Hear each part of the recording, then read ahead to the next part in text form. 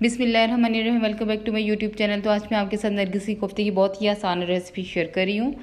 तो इसके लिए मैंने 1 किलो कीमा लिया है। इसके लिए मैंने एक दरमियानी प्याज ली है और इसको चॉपर में डाल रही हूँ। साथ ही थोड़ा सा मैंने धनिया लिया है। सब्ज़ धनिया डालने के बाद मैंने 6 से 7 अदद सब्ज़ मिर्चें ली हैं और एक बड़ा चाय वाला चम्मच लहसुन अदरक का पेस्ट लिया है। इसको चॉपर में अच्छी तरह मैं चॉप कर लूँगी। इसको बहुत ही फ़ाइन चॉप करना है। जितना फ़ाइन चॉप होगा उतने ही अच्छे कोफ्ते बनेंगे। तो एक तकरीबन स्पाइसेस में डाली है मैंने 1 चम्मच सुरख मिर्च, एक चम्मच ही नमक, हल्दी आधी चम्मच, सूखा धनिया और सफ़ेद ज़ीरा 1 चम्मच और आधी चम्मच काली मिर्च और आधी चम्मच ही गरम मसाला। ये स्पाइसेस इसके अंदर ऐड करने हैं और भुने हुए चने तकरीबन आधी प्याली मैंने इसके अंदर ऐड कर दी है। साथ ही मैंने इसके अंदर कीमा जो है उसको अच्छी तरह इसके अंदर ऐड करके अच्छी तरह चॉप करूँगी। बस इसके अंदर यही स्पाइसेस ऐड करने के साथ कीमे को बहुत फाइन चॉप करना है। जितना फाइन चॉप किया हुआ होगा उतने ही अच्छे कोफ्ते बनेंगे। बस हमने इसको बहुत ही फाइन चॉप करना है। इसको चाहे तो आप चॉपर में चॉप कर लें, अगर चॉपर नहीं है तो किसी भी तरीके से इसको आप सिल पे भी आप इसको अच्छी तरह इसको कर सकती हैं बारीक। तो इस तरह मैंने ये चॉप किया हुआ कीमा इसको हाथ पे हथेली पे फैला लिया। उसके अंदर अंडा रख के उसको अच्छी तरह राउंड शेप दी है। इसको बहुत अच्छे से राउंड शेप दें और इसको दबा दबा के और इसके ऊपर जो कीमे की कोटिंग है वो हम बहुत ज़्यादा करेंगे। जितना ज़्यादा कीमे की कोटिंग करेंगे उतने ही हमारे जो कोफ्ते हैं वो बिखरेंगे नहीं और टूटेंगे भी नहीं। बस कोफ्ते बनाने से पहले बस इस चीज़ की एहतियात बहुत ज़रूरी होती है कि जो हमारा कीमा जो है वो बहुत फ़ाइन चॉप किया हुआ हो।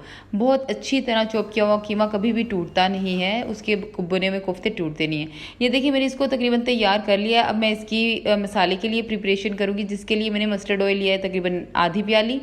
साथ ही मैंने कुछ खड़े मसाले लिए हैं, जिसमें मैंने 1 लौंग, 2-3 काली मिर्च और 1 बड़ी इलायची और 1 दालचीनी का पत्ता लिया है। और इसके साथ ही मैंने इसको थोड़ा सा रोस्ट करने के बाद मैंने तकरीबन 1 मीडियम प्याज जो है उसको बारीक मैंने पीस लिया था, उसको मैंने ग्राइंड कर लिया था ताकि इसका बहुत अच्छा सा इसकी फ्लेवर जो है, इसका जो ग्रेवी है बहुत अच्छी और स्मूथ बने।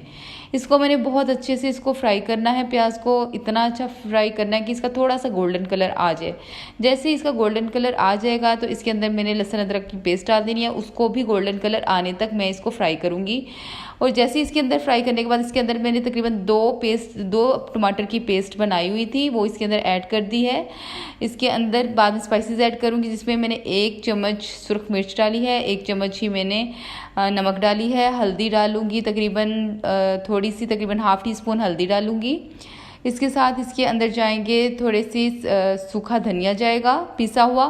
साथ ही इसके अंदर जाएगा थोड़ा सा जो कुटा हुआ सफ़ेद ज़ीरा, भुना हुआ कुटा हुआ सफ़ेद ज़ीरा डालने के बाद इसको अच्छी तरह मैं मिक्स कर लूँगी और बहुत अच्छे से इसकी जो ग्रेवी है इसको बहुत अच्छे से भूनूंगी। जितनी अच्छी ग्रेवी अच्छी भुनी होगी उतना अच्छा इसका फ्लेवर आएगा।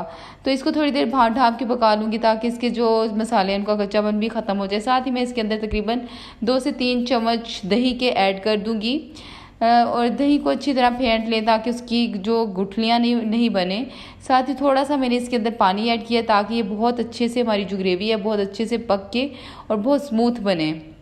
तो ये देखिए मैंने इसके अंदर 2-3 सब्ज़ मिर्चें भी ऐड कर दी थी। यहाँ पे हमारा मसाला बहुत अच्छे से तैयार हो चुका है, भून चुका है। इसके अंदर मैंने थोड़ा सा पानी ऐड किया है क्योंकि मैंने इसके अंदर जो कोफ्ते हैं वो मैं ऐसे ही रखूँगी। मैं कोफ्तों को फ्राई करने के बगैर सिंपल तरीके से इसको ऐसे ही रख लूँगी। इसके अंदर अच्छी तरह सैम्बल करके रख देने के बाद साथ ही मैं इसको ढाँप दूँगी ताकि जो हमारा कीमा है वो भी अच्छी तरह पकना शुरू हो जाए। ये देखिए कोफ्तों ने अपना कलर जो है वो चेंज कर लिया। मैंने इसको किसी भी चम्मच के साथ स्पैचुला के साथ बिल्कुल भी ज़्यादा इस्तेमाल नहीं करना। मैंने बहुत एहतियात से इसको हिलाना है और इसको बहुत जो अपना मैं पैन है वो इसको मैं बहुत एहतियात से दोनों साइड से पकड़ के इसको हिला के इसको इस तरह मिक्सिंग करूँगी ताकि ये टूटे नहीं। तो ये अल्हम्दुलिल्लाह माशाल्लाह से अगर आप बहुत अच्छे से इसको फाइन चॉप किया हुआ कीमा होगा तो ये वैसे बिल्कुल भी नहीं टूटेंगे। इसको तकरीबन मैंने 15 से 20 मिनट तक अच्छी तरह पकाया है मीडियम आंच पे। तो ये बिल्कुल पक के रेडी हो चुके हैं। एंड पे मैं इसके ऊपर गरम मसाला ऐड कर रही हूँ। थोड़ा सा मैंने सूखा धनिया थोड़ा सा मैंने इसके ऊपर गरम मसाला और सब्ज़ धनिया ऐड किया और ये मैं इसको डिश आउट कर रही हूँ। ये देखिए बहुत ही मज़ेदार और बहुत ही जल्दी बनने वाले नरगिसी कोफ्ते बिल्कुल रेडी हैं और ये बहुत ही सिंपल आसान तरीका है और अगर आपको मेरी ये रेसिपी पसंद आई तो लाइक करें, सब्सक्राइब करें, दोस्तों के साथ शेयर करें। ओके, थैंक यू, अल्लाह हाफिज़।